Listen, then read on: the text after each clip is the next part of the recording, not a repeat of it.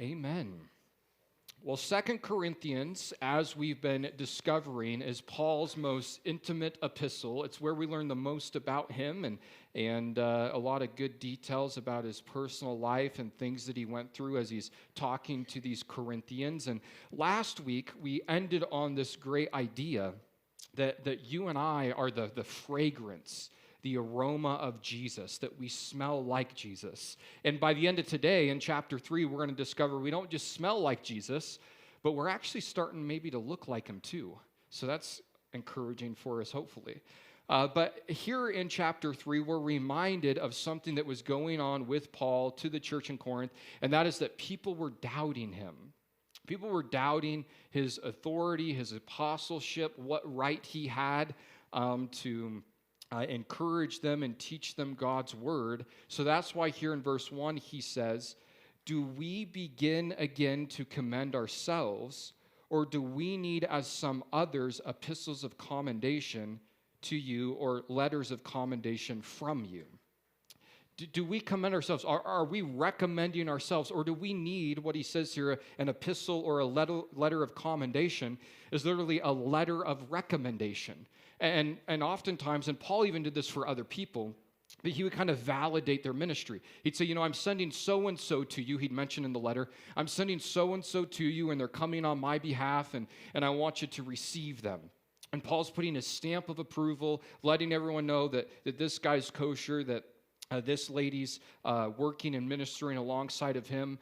And oftentimes, traveling teachers back then would carry with them a letter of recommendation that so-and-so, who is much more famous than you, is recommending you to carry on in the ministry. And Paul says, do you expect us to have letters of recommendation? Now, my least favorite thing to write for people are letters of recommendation. Carson Vanell knows this because he's had me write several for him.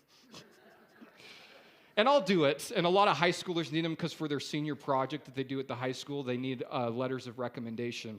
But the stupidest thing about it is here's what they ask for, and it's not the kids' fault, it's above the kids. They go, I need a generic letter of recommendation.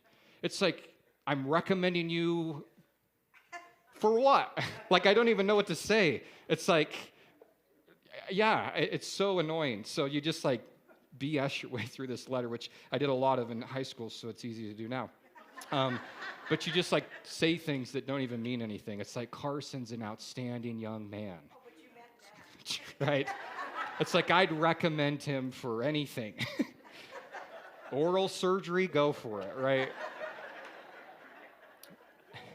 But here Paul says, man, you might be expecting us to whip out a letter of recommendation to validate our ministry. He goes, we don't have anything like that.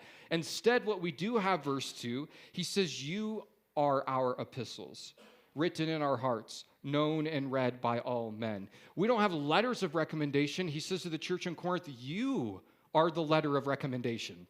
The fact that you exist validates, proves the work that Jesus has done in and through me, Paul says. I don't have some letter from a higher-up organization that's validating me and declaring that I'm an ordained minister of the gospel. Paul says, look around, Corinth. You exist, you know Jesus, you know the gospel, and that's because Jesus worked through me.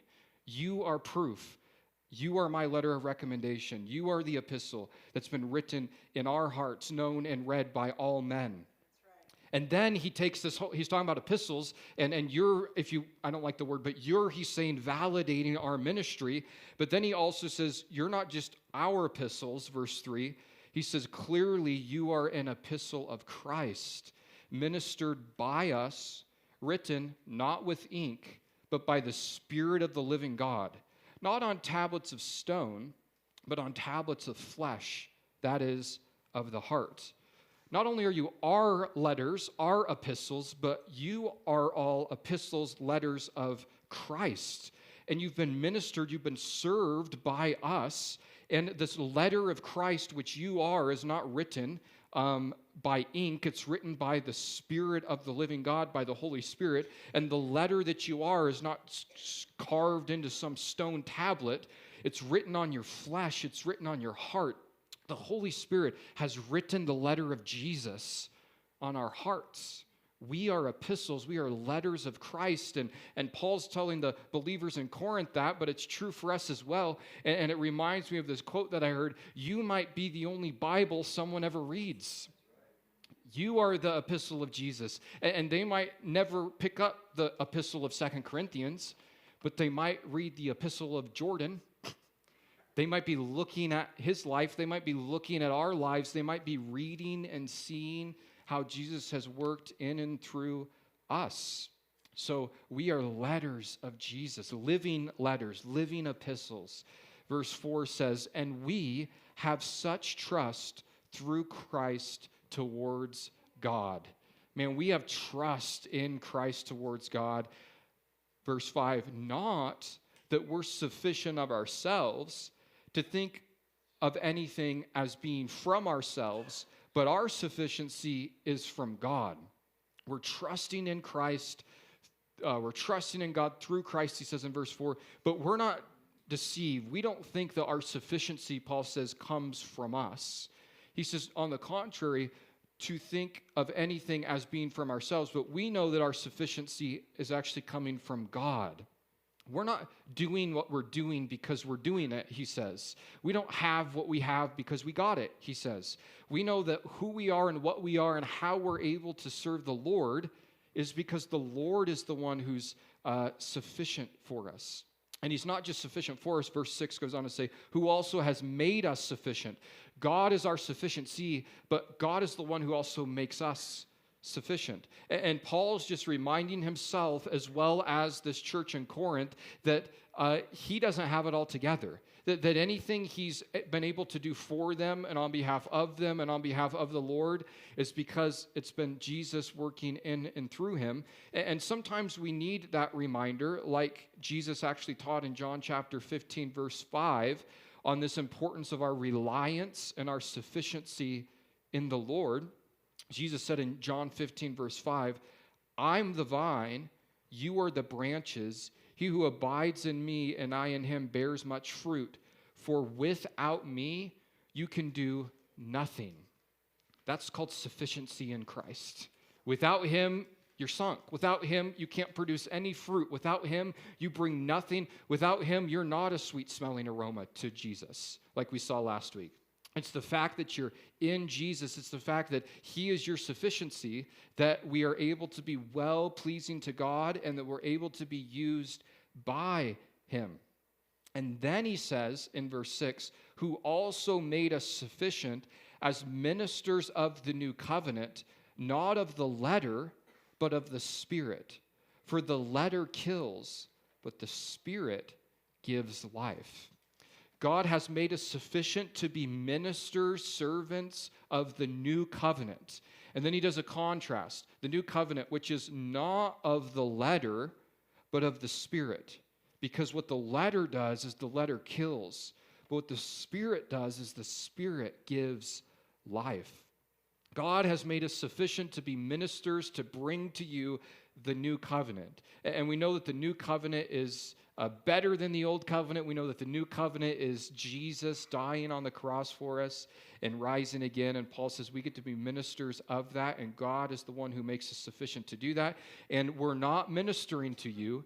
We're not representing the old covenant. We're representing the new. We're not representing the letter.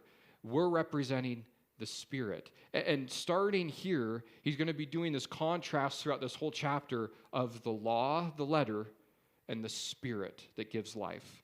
He says there in verse 6 that the letter kills, but the Spirit gives life. Paul was not a servant, was not a minister of the law, and neither are we as New Testament believers, and that's important to understand.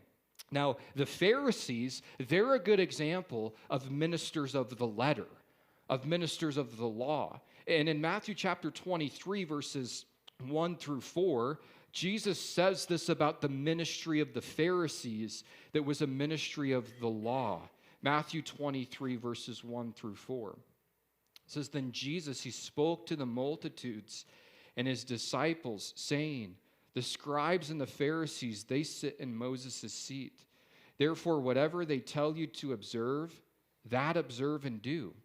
but do not do according to the works, for they say, but do not do according to their works, for they say, and do not do.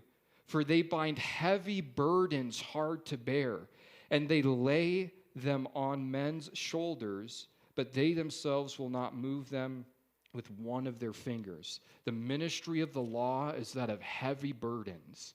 It's laying a trip on people. It's that of spiritual manipulation and deception to try to control you.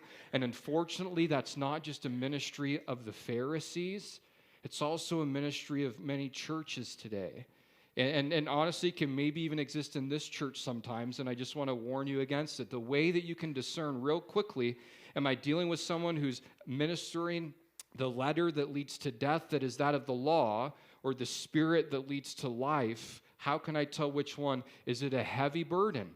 Is it something someone just threw on me, and now I'm like, Because here's what the ministry of Jesus is, which is the ministry of the Spirit, Matthew chapter 11, verses 28 through 30.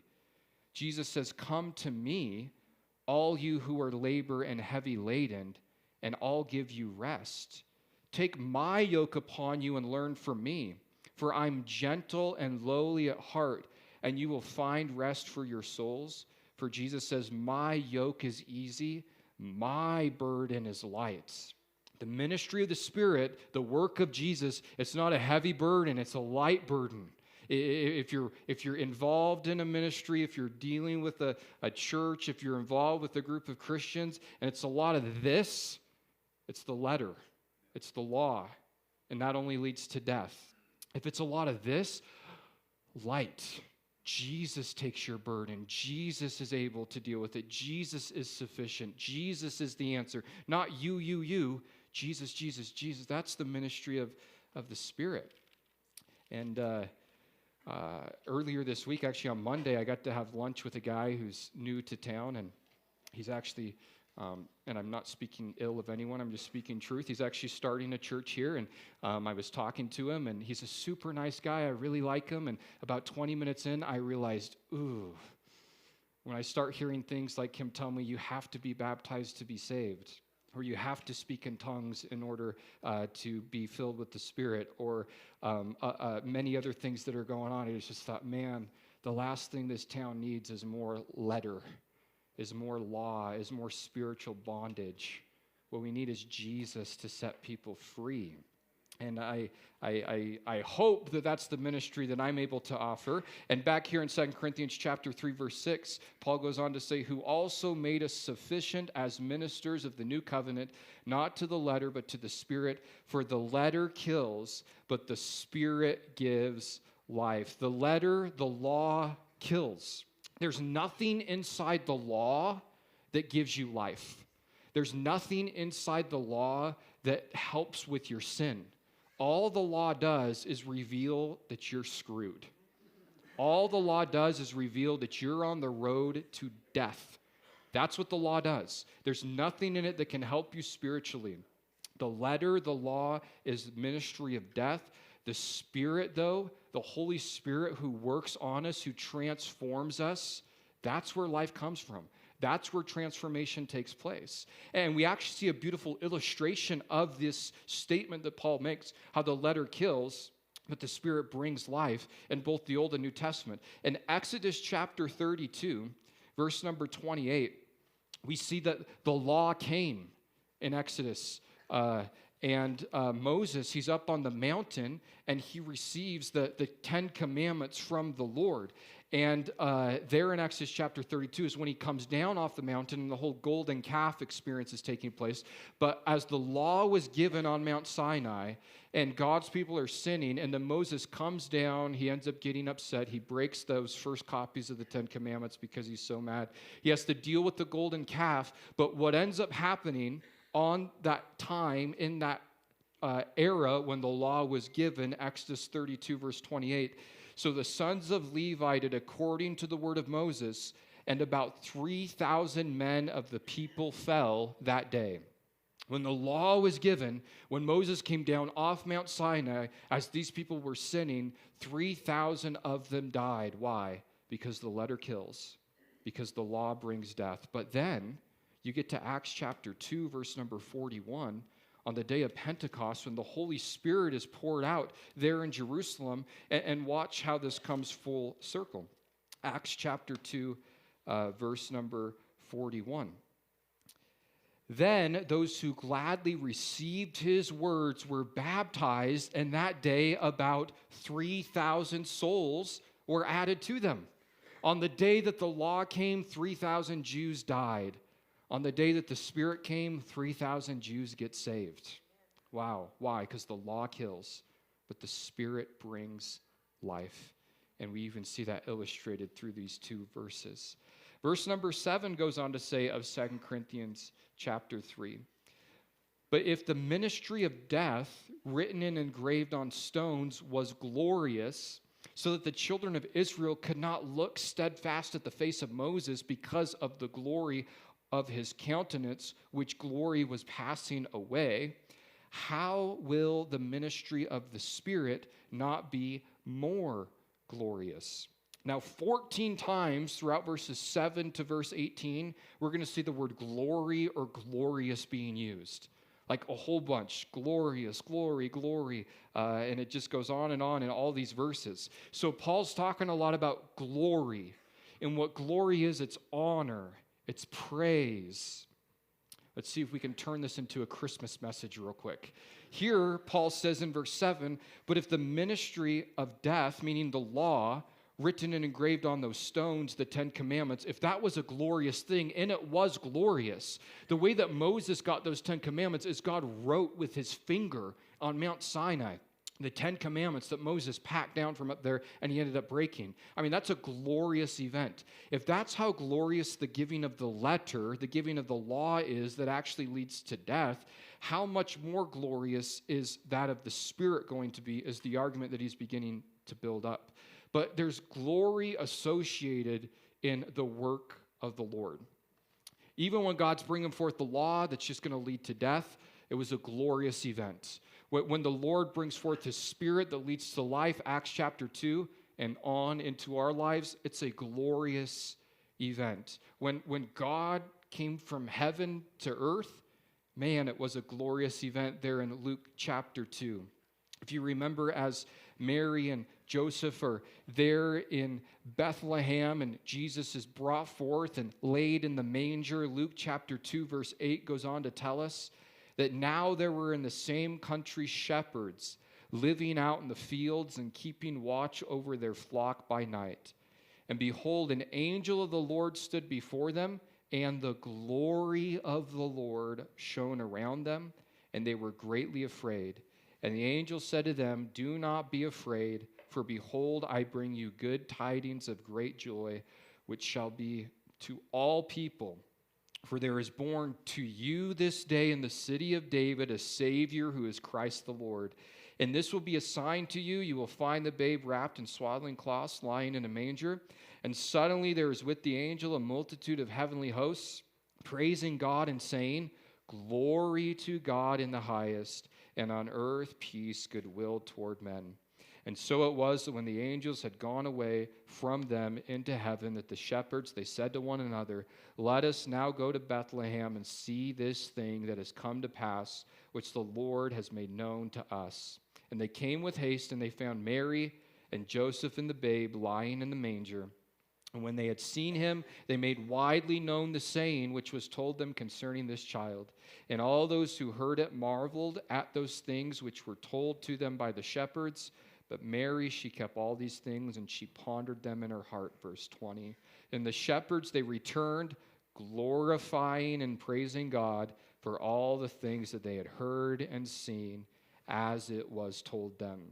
Throughout the Old Testament and the New Testament, the working of God with his people is associated with the glory of God with his people. And these angels appear to these shepherds, and they say, glory to God in the highest, on earth, peace, goodwill towards men. These shepherds, they go and they see Jesus, and once they see Jesus, they walk away, and they begin now to glorify God, just like those angels were doing. And when we experience the ministry of the Lord in our lives, When we experience the glory of God in our lives and in our midst, it causes us to then glorify God. It's to praise him. It's to magnify him. It's to honor him. It's to worship him. It's to give him it's just to give him what he deserves. That's what the idea of glory really is all about. And Paul's teaching us here about the glory of the ministry of the Lord as it has to do with the letter and as it has to do with the Spirit, and how that glory actually affects our lives, back in 2 Corinthians 3:7. But if the ministry of death, the law, written and engraved on the stones, the Ten Commandments, was glorious, and it was a glorious event, so that the children of Israel could not look steadfast at the face of Moses because of the glory of his countenance, which glory was passing away. More on that in a few verses. We'll go back to Exodus and see what he's referring to there. Let's just carry on in verse 8 real quick. How will the ministry of the Spirit not be more glorious? If it was a glorious act of God when the Ten Commandments were written, so much so, spoiler alert, Moses' face was glowing after he came down off that mountain. We'll see there in a little bit. Moses' face is literally shining, glowing. If that's the glory associated with the letter, with the law that brings condemnation and death, how much more, verse 8, how will the ministry of the Spirit not be more glorious? If that's the type of glory, if that's the type of power, if that's the type of life change the letter brings, how much more should the work of the Holy Spirit in our lives be a glorious work? Verse 9, for if the ministry of condemnation had glory, the ministry of righteousness exceeds much more in glory. The ministry of condemnation, the letter, the law, if that has glory, again, he says this statement, how much more then will the ministry of righteousness, the work of the Holy Spirit in our lives, have glory? Verse 10, for even what was made glorious had no glory in this respect because of the glory that excels.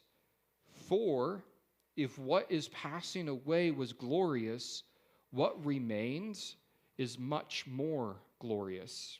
If what was passing away, and he's talking about the law passes away, the law is dying, the law is fading, and we'll see this as he ties it in with this event with Moses again in a little bit. If the law, the glory of the law was slowly dwindling, slowly passing away, how much more glorious is the work of the Spirit which remains, which doesn't burn out.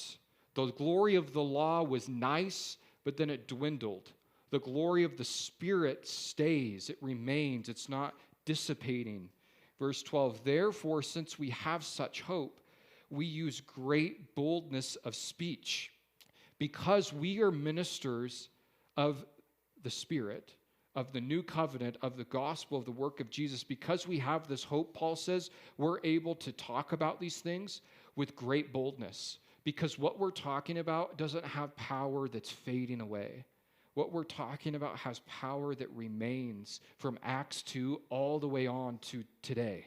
The power and the work of the Holy Spirit is not dwindling in our lives. Verse 13, unlike Moses, who put a veil over his face, so that the children of Israel could not look steadfast at the end of what was passing away. The ministry of the Spirit remains, continues on forever. The ministry of the letter, the law, faded. How do we know? Well, remember Moses, he says. Back there, and here's where we see it, Exodus 34, verse 29. Moses goes up on the mountain a second time to get a second copy of the Ten Commandments, because the first ones he broke out of his rage when he saw everyone dancing there around the golden calf. He gets his second copy of the Ten Commandments. He comes down off the mountain, and as he comes down off the mountain, it tells us in Exodus chapter 34, verse 29, now it was so, when Moses came down from Mount Sinai, and the 2 tablets of the testimony were in Moses' hand, when he came down from the mountain, that Moses did not know that the skin of his face shone while he talked with him, while he talked with the Lord. So when Aaron and all the children of Israel saw Moses, behold, the skin of his face shone, and they were afraid to come near him. Moses comes down off the mountain the second time. He's like, done this before. And he gets down. He's like, hey, guys, how's it going? Everyone's like, whoa, Mo. He's like, what? He's like, your face. He goes, what's wrong with my face? They go, you're glowing. He goes, what? He doesn't even know. He goes, I'm glowing? They go, yeah, you're radiating. It's like you grew up in Arco or something. You're glowing. Little nuclear power joke for you. Verse 31, then Moses, he called to them, and Aaron and all the rulers of the congregation, and they returned to him. And Moses talked to them. He calls a little powwow with the leaders. Verse 32, and afterwards all the children of Israel, they came near, and he gave them as commandments all that the Lord had spoken with him on Mount Sinai. They have a little meeting. He reveals to them what God gave him there on Mount Sinai, the commandments, the 10 commandments, verse 33. And when Moses had finished speaking with them, he put a veil over his face. But whenever Moses went in before the Lord to speak with him, he would take the veil off until he came out. And he would come out and he would speak to the children of Israel, whatever he had been commanded. And whenever the children of Israel saw the face of Moses, that the skin of Moses' face shone, then Moses would put the veil on his face again until he went in to speak with him, to speak with the Lord. It's kind of interesting. Moses, he's glowing, physically glowing after his encounter with the Lord, and it's freaking people out. So he puts a veil over his face when he deal with the people. Yesterday, I did a wedding for Linnea and Caden up in Chalice, and it's not real common anymore, and it wasn't at this wedding, but sometimes brides will put a veil over their face. Now, you have to be careful, guys, with that, because you might get the wrong sister. It happened in the Old Testament. He realized the next morning, whoopsies, I've been duped by Laban, and you got to be careful with the veil thing. But oftentimes in weddings, they'll put a veil, and it's like hiding the bride's beauty, and then he gets to, move it out, and there she is revealed. Well, Moses was wearing a veil not to cover his beauty, but to cover the glow. Now, you read it in Exodus, and you think the only reason why Moses wants to cover his face is because the glow's freaking people out, so he's just keeping his face covered. And that's part of what's going on. But in 2 Corinthians chapter 3, verse 13, we learn that there's actually another reason why he's wearing this veil. Watch this. Unlike Moses, who put a veil over his face so that the children of Israel could not look steadfast at the end of what is passing away. Moses wore a veil because the glow was a go. The glow was going. He was diminishing. He was dimming out. And he didn't want the people to see the glory dimming away from his countenance. So he wore a veil so people couldn't see the glory fading from him. And Paul uses all of this to tie into the truth that the ministry of the law fades away just like the glory of Moses faded away from his face. He didn't glow forever. The glow was a go. The glow went away. It slowly diminished. But the ministry of the Spirit doesn't fade. Verse 14, he says, and on this whole, Moses is wearing a veil. Now he's going to go down this little offshoot of dealing with veils for a little bit and in dealing with people and how they see spiritually, verse 14.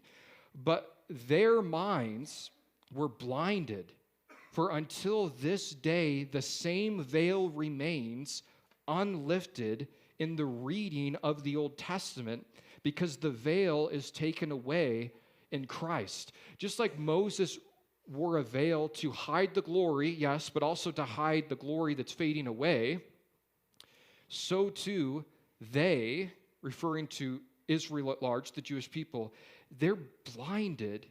For even unto this day, Paul says, that same veil that like Moses had on his face is over them when they read, verse number 14, the Old Testament, because the veil gets taken away when you come to Jesus.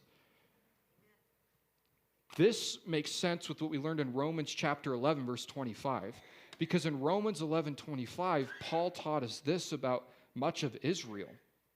Romans 11:25, he says, for I do not desire, brethren, that you should be ignorant of this mystery, lest you should be wise in your own opinion, that blindness in part has happened to Israel until the fullness of the Gentiles has come in. There's like a veil over their eyes. And contextually, he's dealing with Jews here, but this is true for honestly anyone who doesn't know Jesus. They have a veil. And before I knew Jesus, I had blinders on. I couldn't see. For my specific testimony, I didn't pack this Bible around, but I packed a Bible around for 16 years, and it never spoke to me once. It never made any lick of sense to me until I opened it one day after coming to youth group at Calvary Chapel Salmon. I started reading the Gospel of John, and just like that, the veil was taken away, and Jesus was speaking to me. The veil that was there is now gone. And a wise thing to pray for people that you're witnessing to is, Jesus, take the veil away. Help them see, Lord, the blinders that are on them. Because the people, the Jews of the Old Testament, they know the Old Testament forwards and backwards, but they're missing out on the main character, which is Jesus. Jesus would even say in John chapter 5, verse number 39, how it's all about him. John 5:39. He told the Pharisees, he said, you search the scriptures, for in them you think you have eternal life, and these are they which testify of me. But you're not willing to come to me that you may have life, he told them. They read the Old Testament, and you read the Old Testament, you see this great historic event of Abraham and Isaac going up on Mount Moriah, and it's like, don't you see how that's a picture of Jesus? They don't see it. You read Isaiah 53 and you go, don't you see how all of this is a specific, direct, fulfilled prophecy of Jesus dying on the cross? They don't see it. There's a veil over their eyes. They don't understand. But when you come to Christ, it says that veil gets taken away.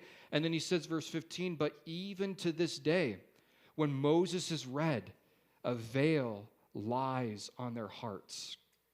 Still not fully seeing it, still not connecting those dots, still not having the eyes to see spiritually of how the Old Testament is all about Jesus. Verse 16, nevertheless, when one turns to the Lord, that veil, it just gets taken away.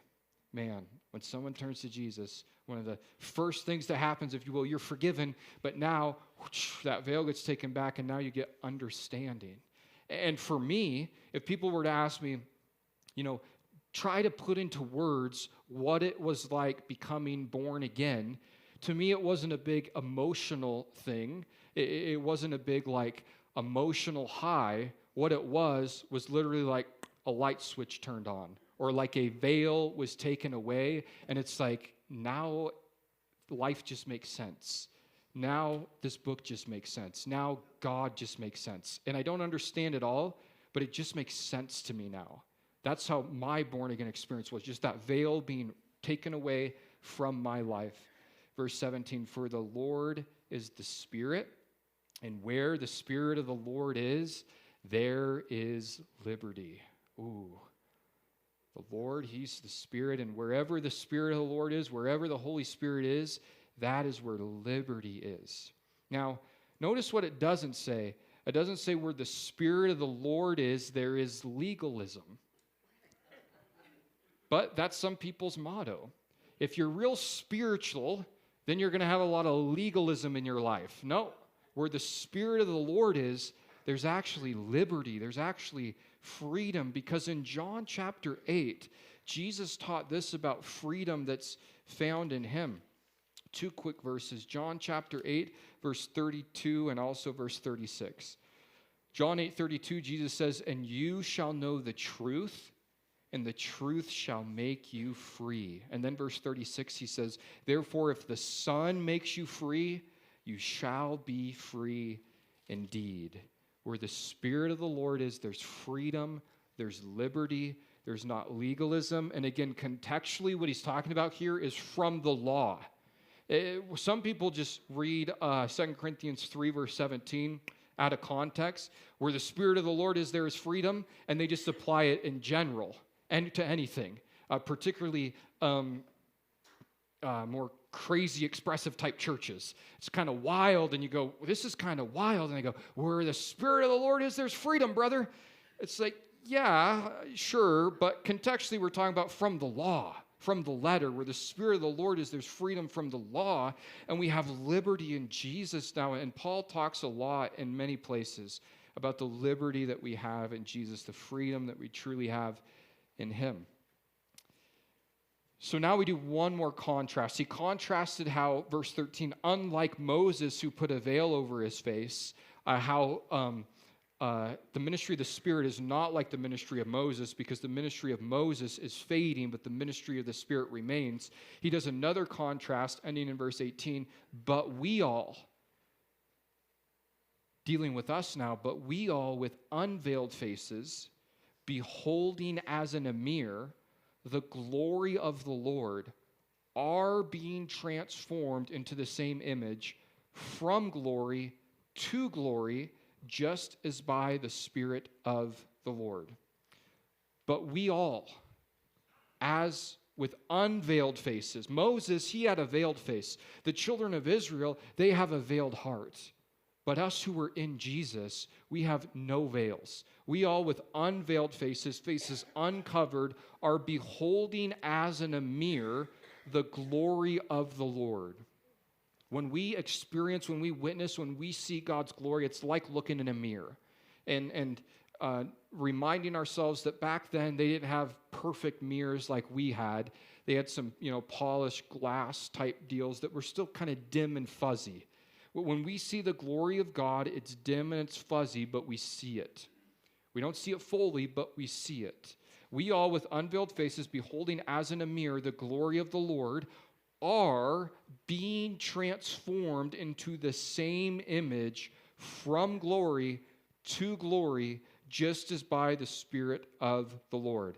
We behold the glory of God in a mirror dimly. It's a little fuzzy. We don't understand it all, but we do see it. And as we look at his glory, as we experience his ministry, as we allow the Holy Spirit to work in and through our lives, as we see and hear and obey the word of God in our lives, what starts to happen, verse number 18, we are being transformed into that same image from glory to glory. That word transformed, it's the word metamorphoso or something.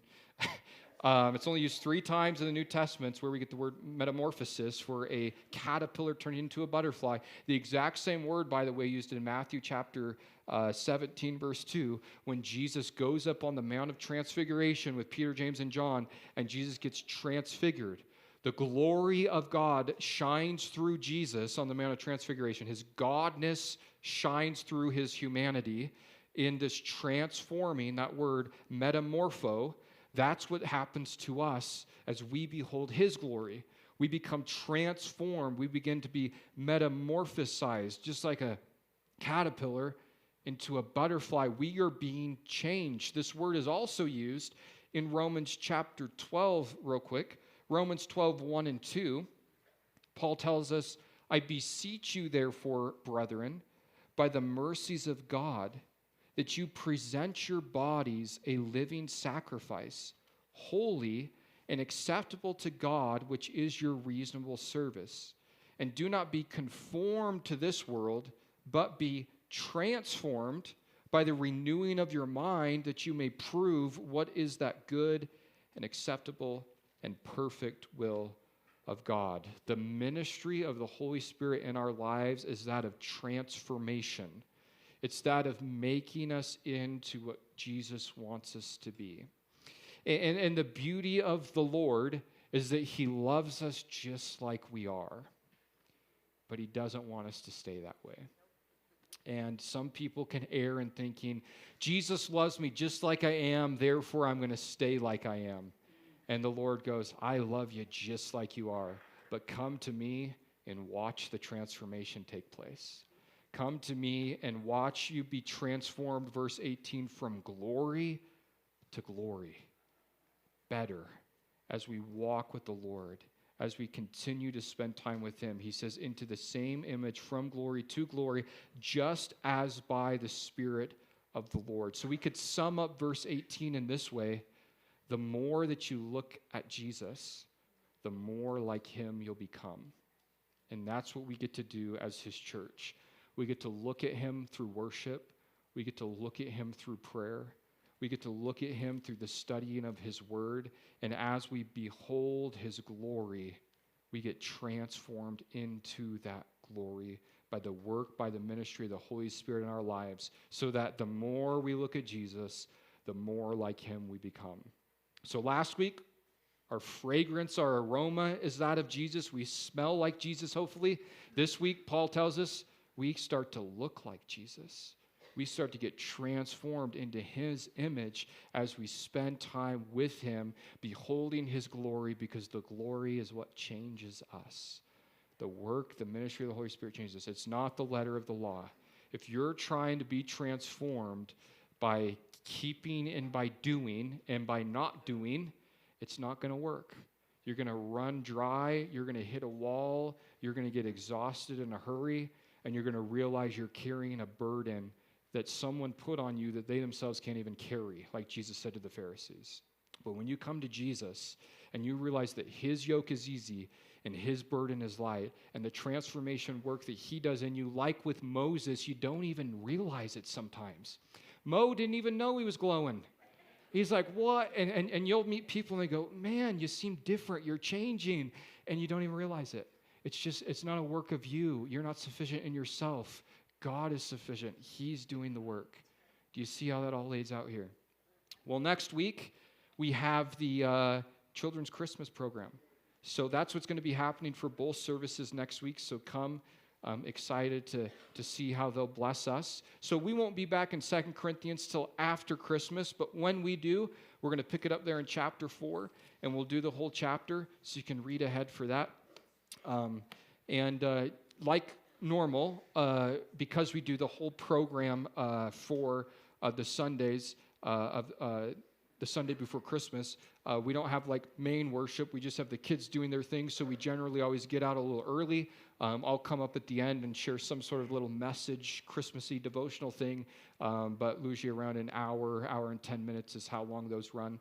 But come on out, enjoy it. It's just a great way to start that week of Christmas off.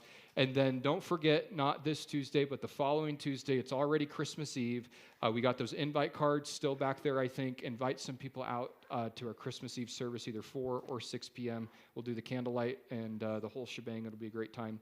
And then that Wednesday, December 25th, no Wednesday night service since we're doing Christmas Eve service on Tuesday. Let's pray. We'll have the worship team come up. And we'll call it a day.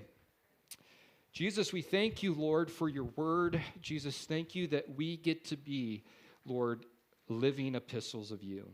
Lord, that you're writing on our hearts, God, the work that you're doing in and through our lives. And Jesus, I pray that when people see us, Lord, they would see the work you've done in and through us. Lord, that they'd realize, even if it's just little things, Jesus, that we've changed, Lord. We're being transformed. God, you're working on us little by little from glory to glory. It's not just a we've arrived thing. It's a taken time thing. It's a process thing. But Lord, as we continue to look to you, as we continue to have our eyes set on you, we have promised from verse 18 that transformation work will keep happening in our lives. Lord, thank you that we do not have to be ministers of the letter, but Jesus, we get to be ministers of the Spirit. Lord, the letter kills, but the Spirit brings life. And Jesus, I pray that we'll just continue as your church to be able to sit back and watch the life that your Spirit gives. Lord, in our lives, Lord, to new people's lives, Lord, especially around this holiday season, as we are reminded over and over and over again through the songs we sing, through the movies we watch, through all the stuff, Lord, those angels declaring your glory on earth. God, I pray that this time of year we would see your glory on earth. And Jesus, that we would see your glory continue to change people's lives. Lord, just like you've changed ours, Lord, if you've done it for us, you can do it for them. So, Jesus, we just look forward, God, to the work that you're going to do. God, next week we just lift up the kids' Christmas play, God. We pray that just goes well. Jesus, thank you for everyone involved in that and for the kids that get to just serve you in this unique way. So, Jesus, we love you. We thank you for today. Jesus, in your name we pray. Amen.